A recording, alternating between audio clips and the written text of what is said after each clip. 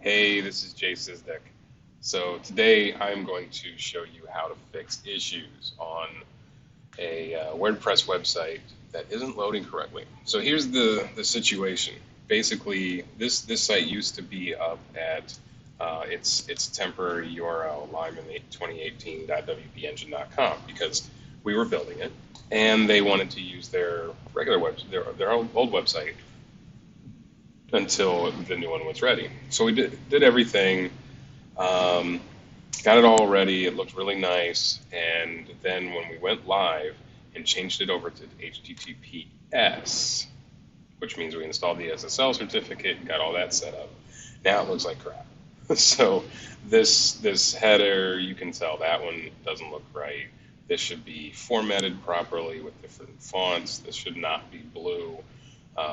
The whole thing should be locked into the center and not going full screen, full width.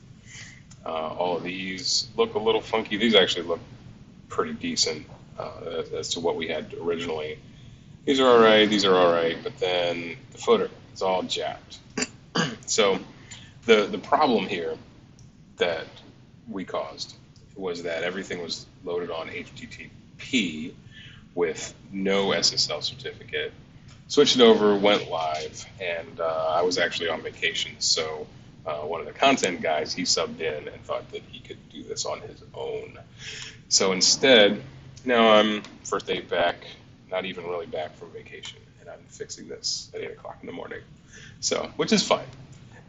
Anyway, so here's what we do. The first thing, because this is obviously a CSS thing, we want to go to the document inspector. So right click anywhere on the page and click inspect. And then you'll see here there's some errors. And this is how I know that the problem was caused because we went HTTPS. The page was loaded over HTTPS, but it requested a style sheet that was not HTTPS. It's only HTTP. So the request has been blocked, and the content must be served over that. And the reason for that is just because this is a secure page, we want the whole thing to be secure, and that's what the browser's telling us. And this is actually a really easy fix.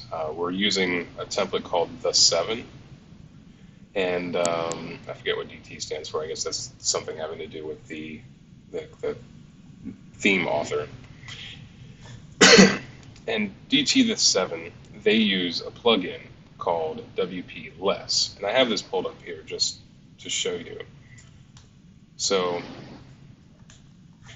this is a plugin that had been developed to integrate with WordPress, and it basically it shrinks the style sheet down so that it can be used so that it serves the CSS much faster.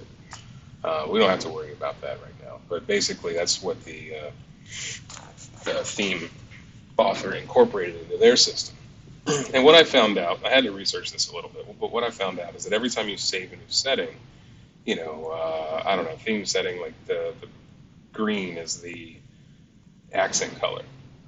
Then when you hit save in the theme options, it creates this WP less blah, blah, blah, blah, blah, blah, CSS, custom CSS. And that speeds up the whole process of loading the site, but we need to resave it. So let's go over to the admin of the site. So let's log in. Once we're logged in, we'll go down to theme options or up to theme options. And really, you can pick anything you want. General appearance is a good one. And as long as you don't change any of the theme options, then you won't screw anything up. So then just go down to the bottom here and hit save. Now the 7, the theme, is making a new style sheet. And when we go back over here and reload it, it should just work. Ta-da! Problem solved. Okay, so just in case you didn't follow all that, the less style sheet is created over here in the theme options. Every time you change something, or if you don't change it, you go down and you hit Save Options, and the theme will automatically, in the background, create a new style sheet and put it in here. And now that's creating a new style sheet. When by hitting Save here, we're on to HTTPS, then it will save that style sheet on the secure version of the site.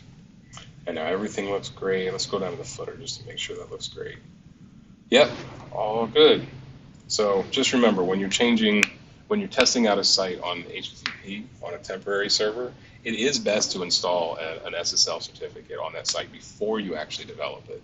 That'll avoid this problem in general. And then your content guy who's subbing in for you won't have the issue of, oh no, it's 11 o'clock at night and Jay's coming back off of vacation and I don't know what to do because I just screwed it all up. He didn't really screw anything up, which is nice. He just didn't know that the HTTPS needs an SSL certificate, and you need to serve all your content over that. He probably didn't even know to look in the inspector either, which is down here. So hopefully that helps somebody, and this is Jay Deck. I'll talk to you soon.